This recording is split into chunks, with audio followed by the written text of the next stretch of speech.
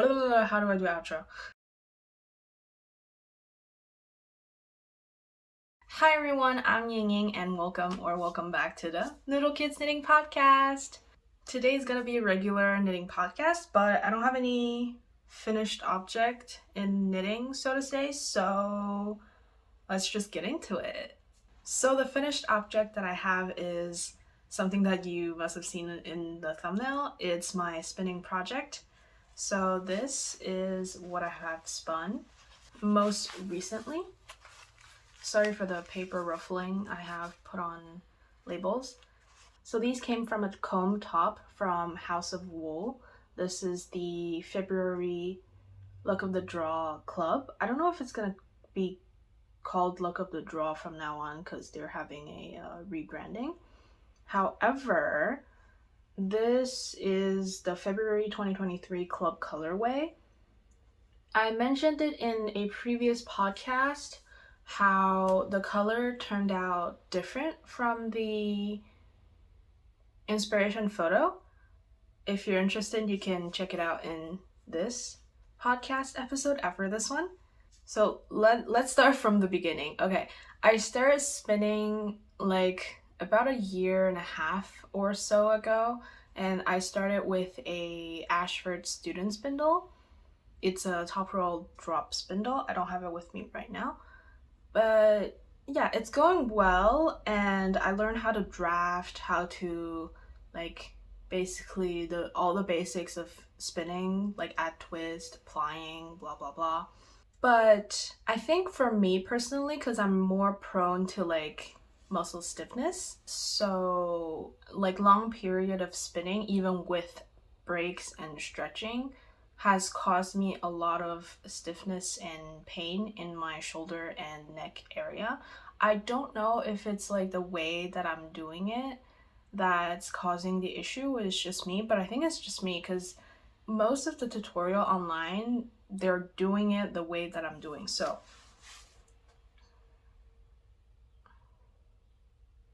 I'm just gonna go get the spindle. Okay, so I got my spindle here. This is the Ashford student spindle, and I have a leader on it.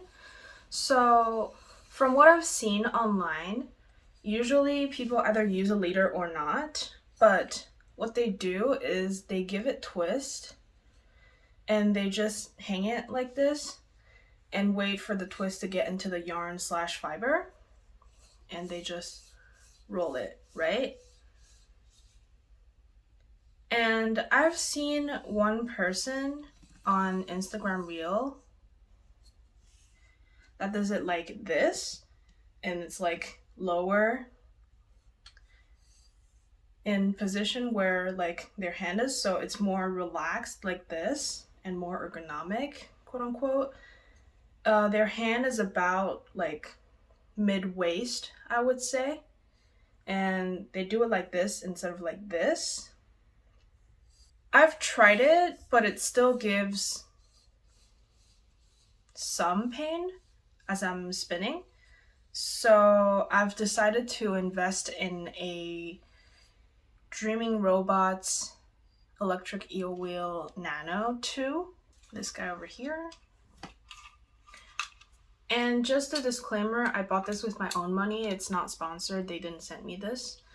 And I feel like the spinning experience for me personally has reduced a lot of pain, and I'm able to spin for a long period of time, of course, including breaks and getting up, stretch, and do all that. But at the end of the day, maybe I've not like stretched enough. I only have like minor discomfort in my neck. That was after the first day of spinning.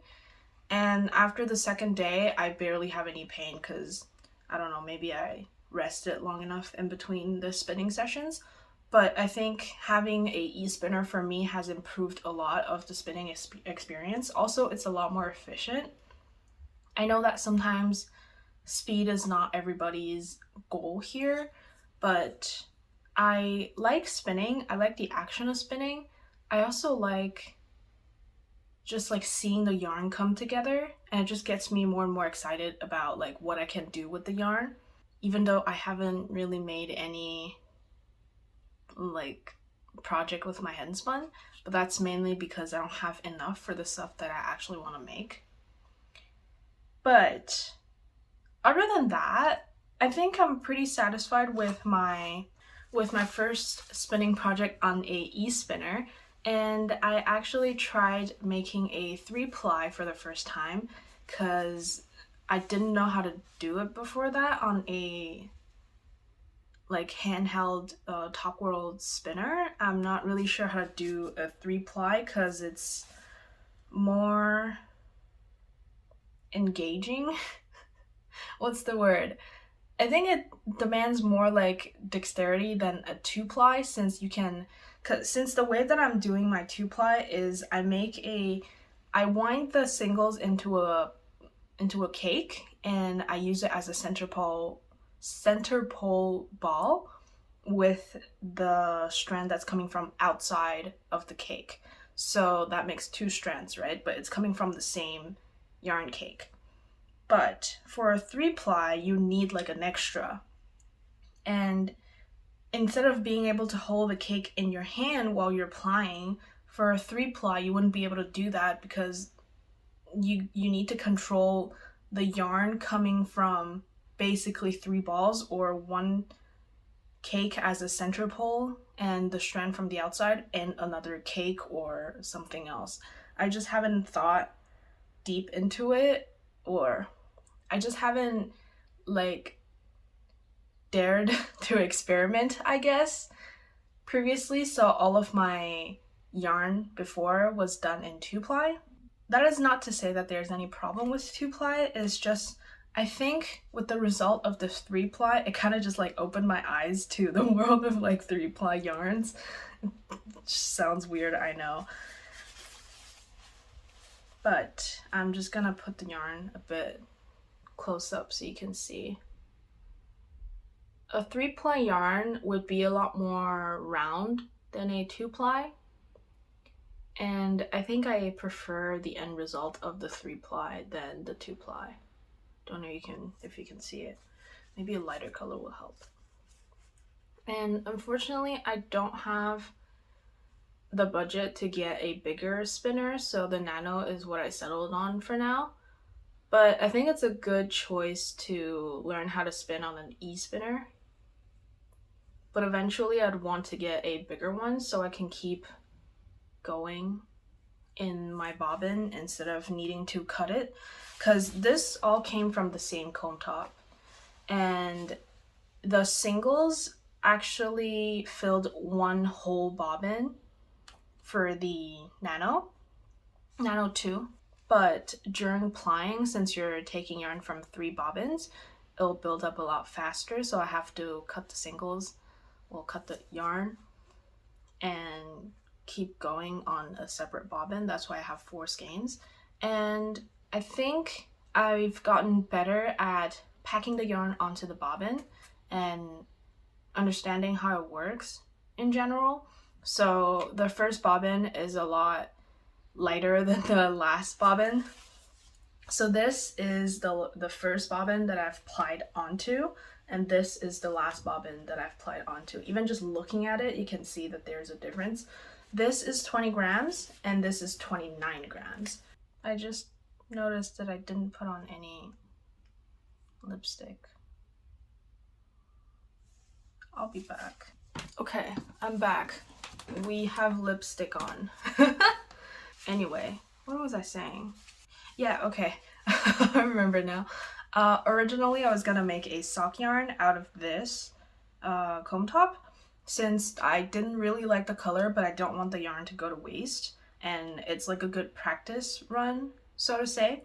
And I had another floof of like mystery wool from Amazon when I first started learning spinning. I really don't know what the wool is because it just says wool. It's a lot rougher than any of the other tops that I've purchased from like hand-dyed places. So I use that primarily for my first like drafting, spinning, like getting used to the machine spin. And I also dyed that, but it's not very obvious. And I think I felted it a little bit in the dyeing process, so it's a little more difficult to draft from what I remember. The wool is still very rough, so I don't know what to use it on. Maybe I'll just, I don't know, gift it to people who are able to use those wool, because I am more sensitive to wool. But we're going on a tangent. This was supposed to be a sock yarn because I thought it would be a very interesting gradient sock. But this is 100% Polworth, and it doesn't have any nylon or anything in it, and I don't know if it's suitable for socks. So at the end of the day, I think this is going to turn into a hat, and I'm thinking about the September hat by Petite Knit because it's an interesting pattern but simple enough that would show up on a dark yarn. And also this has its own like tiny bit of fuzziness, so I think it would look really great with the texture. And with the gradient, it's just gonna look so cute, I think. This ended up being a DK weight yarn instead of the fingering weight that I thought it would be, but I'm not mad about it. And with the different bobbins, I think either as I was spinning thicker and thicker or thinner and thinner. So some of the skeins are a little bulkier than the other ones, but I don't think it's gonna make too much of a difference in the knitting. Oh, I also wanted to mention that with those 4 bobbins finished, like skeins of yarn finished, I finished 1 bobbin of my singles first, so I have 2 bobbins left, and I took the occasion to learn how to chain ply. I thought chain plying is using 1 single thread of singles to make a 3-ply yarn by making loops while you're plying. So technically there is 3 strands of yarn all plying together at the same time, but you're doing it with 1 single thread. I thought it was more complicated than what I thought it would be. It just looks really complicated because there's a lot of movement involved with the chain plying, and some of my singles were spun a little loosely, so while chain plying it just broke. So I just put it back into a loop and kept going. But the chain plied yarn came out somewhat thinner than the 3-ply yarn. I'm not sure if it's because of the method of plying or just because my singles were a little thinner at this place, since my spinning is consistent-ish. It's not very consistent, which is where I want to be in the future, because I want to make smooth and knitting ready yarn for me personally. I know some people knit with like slub yarn and like textured yarn, and weaving is also a big thing in the spinning community. I personally don't weave, and we're not allowed to put holes in the wall, so we don't have like wall decoration or anything. But that might be subject to change in the future, I'm not sure. I'm just currently not looking into learning how to weave. So textured and art yarn doesn't really have a purpose for me and my crafting style.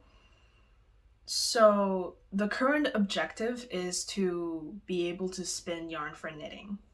I lost my train of thought. Anyway, these are the last bit of like the itty bitty singles that I have.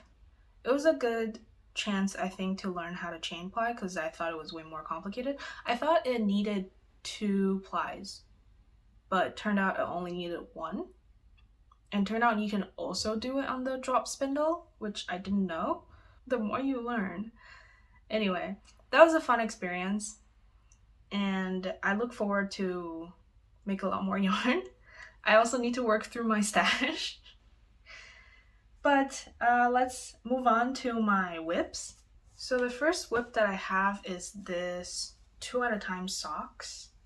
This is just a plain vanilla sock, no pattern.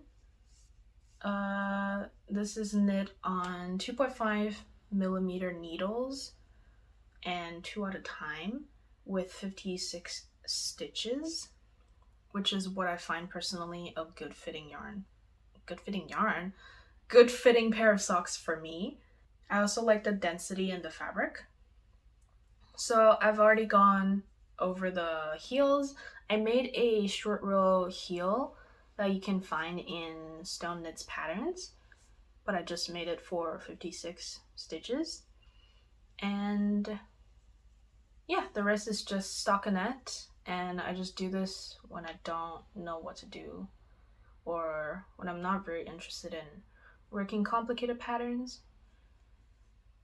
And I really like how it's turning out. I'm just wanting a few pairs of plain stockinette vanilla socks for summer.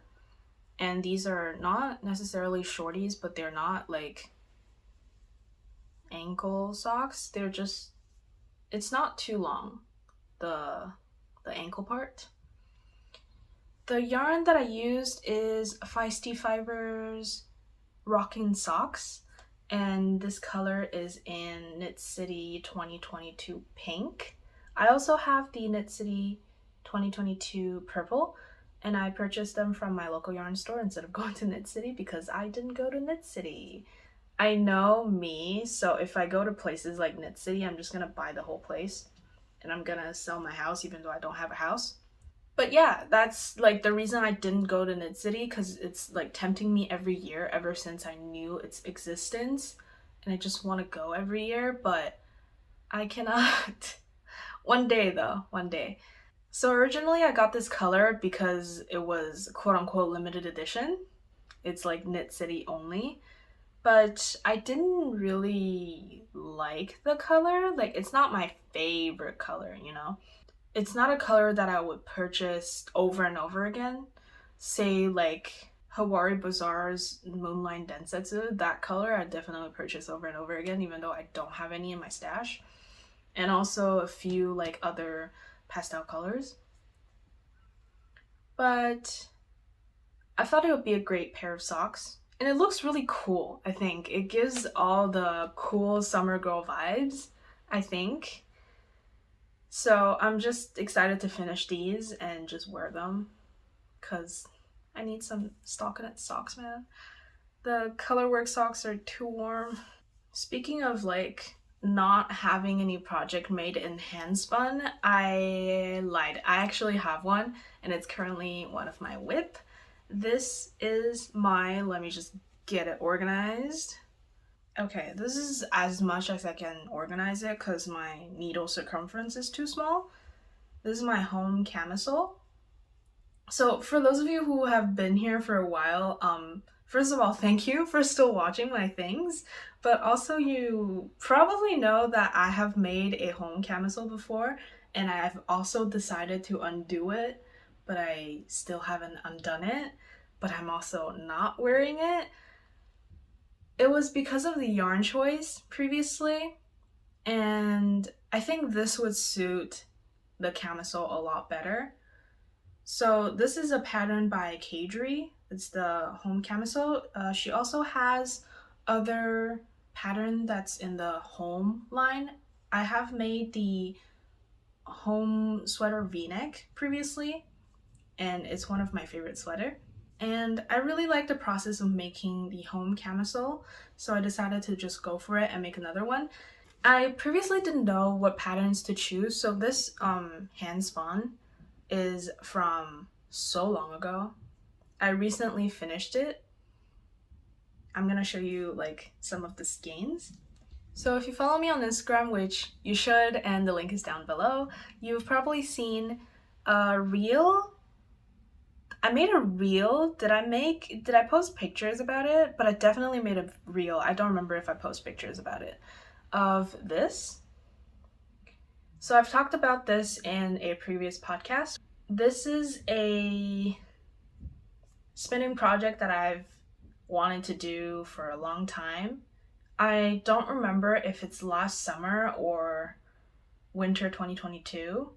I don't remember how long ago it was, but it was pretty long ago that I started this project. So it was 2 comb top from Fireweed Fibre Co. And it's both on the Targi bamboo silk base. So it's like really good for summer because it has bamboo and silk. It was 2 different colorway that has similar colors in it that I thought it could be great as a gradient yarn. Gradient, quote unquote. So they both have a lot of like white, yellow, and orange. One of them has a bit of green, the other one has some teal and deep blue and purple. So that turned out to be this yarn. And these are from the mainly yellow, orange, and white colorway. So this would be like the first skein, and then more and more into the piece it would just be more and more into like blue, purple, teal territory, but still having a little bit of orange and yellow. So this is currently how the first skein is looking like. It looks very marled, but there's places in here that has mainly orange and mainly yellow, which is like where I am right now. It's in the middle. But I think the marl effect would be really great for transitioning into these darker colors. And I do hope that I have enough yarn, because on the pattern it uses like 700 yards or some crazy number like that for a top, when usually tops are more like, I don't know, like 500-600. But I don't know if it's just the yarn choice that Caidree used that used more yarn, but I've also seen other people using less than what they've used. But anyway, I think it's going great. I did not twist my sections like I previously did. I did make a mistake already. I was supposed to do the back right first, but I did the back left first. So I did the pattern in reverse. But honestly, I do not see the difference. And I made the front first, but I think I'm gonna use the front as the back because there's this harsh line here, and this is caused by the pattern, how it's written. I think the back is blending a lot more seamlessly than the front. Is it just me? I don't know. Anyway, the back and the front is basically the same, so I can wear the back as the front and the front as the back. Doesn't really matter, to be honest. And I am now at the stockinette section, so I just have to knit stockinette till the end of day, and I will be done. I have to do I-cord edges. The one thing is I don't know if I want to do the I-cords right now for the neck and the sleeve, because by the time that I would be finished with the top, I would end up with like a bunch of the darker yarn, and I don't know if it's gonna look good. I don't know if having the top also as like the pale color would look good, or having the dark color to like match with the bottom to like make it more coherent, quote unquote. Because one other thing is also like, I don't know how much of the light color section I have left, and I don't want to start making the I-cord and ended up with like a marled section after I finish all 3, and then going back to the body and just straight up having the marled section. It's gonna have the harsh line that I don't want. Like, the top is blended really well, in my opinion. It has like sections, but that's just because of the fiber, like how it's dyed and stuff. And I'm okay with that. That is a lot of questions that I'm asking myself.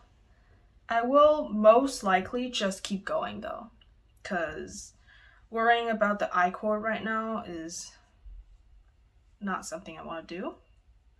I also want to show off my stitch marker. This is from Typical Bliss. It is one of the stitch marker from the Patreon boxes thing. I just love like the tiny flower and the leaf. Very summery. Very cute. Yeah, I'm enjoying this project a lot, but it's gonna get into boring territory, so I'm probably just gonna like binge shows and make this, possibly. Hopefully I finish before the end of summer. I still have like a few weeks-ish, because September is still gonna be warm-ish, and then October is gonna be cold. Canadian weather. Let's talk a bit about the yarn and the spinning process like I did with my House of Wool yarn. So this yarn is a 2-ply yarn. Since I spun this project on my spindle, I don't know if I spun this tight enough, but I also spun this incorrectly, quote unquote, because there is no correct way to spin yarn, right? Well, there are rules on how to do it, but you can always break those rules as long as you make yarn. So the general rule with spinning for knitting is the different direction of like twist. So there is S twist and Z twist. So S twist is counterclockwise and Z twist is clockwise. So from my understanding and watching a few YouTube videos, because that's how I educate myself, the way to make a yarn for knitting is to spin your singles Z twist, so that's clockwise, and to ply it S twist, so that's counterclockwise. What I did was the reverse of that, which would be more suitable for a crochet, is what I heard. What do I not do here? I do not crochet. Well, not that much, at least. I really want to get into it. I have a friend who got into crochet, and they've been making such cute, like, amigurumis and flowers and stuff, and I just, I really want to do it now. Going on a tangent again. So while I'm knitting with the yarn, either I didn't ply this enough, or it's just because I did it wrong. It kind of splits when I'm knitting. It's not really a big problem because I can still knit with it. It's just instead of having like one strand, it kind of just separates itself into singles. Come on, focus. It just separates itself into singles. Some of it has a bit of twist, but it's more like 2-strand instead of one singular strand of yarn. And when it's like on the ball, it is one singular strand of yarn. But as you can see, it's a little loosely plied. It just kind of splits when I'm knitting. So that's why I want to like make my hat, but I don't want to start other whips since I have a few on pause already. I tend to work only on a few whips at the same time, and when I lose interest, I move back to the whips that I paused previously. And also for the hat, I have some time before like the top, which I wouldn't have time to wear it. I could wear it over top of something, but I really want to get the benefit of the bamboo and silk. Other than that, the top is going okay. Yeah, I just want to wear it. So that's it for today's episode. I hope you enjoyed it, and hopefully the spinning part is not too boring for the knitters, exclusive knitters out there.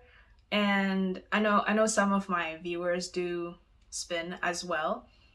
I hope it's entertaining, and stay safe, drink a lot of water, make sure to stretch and take breaks.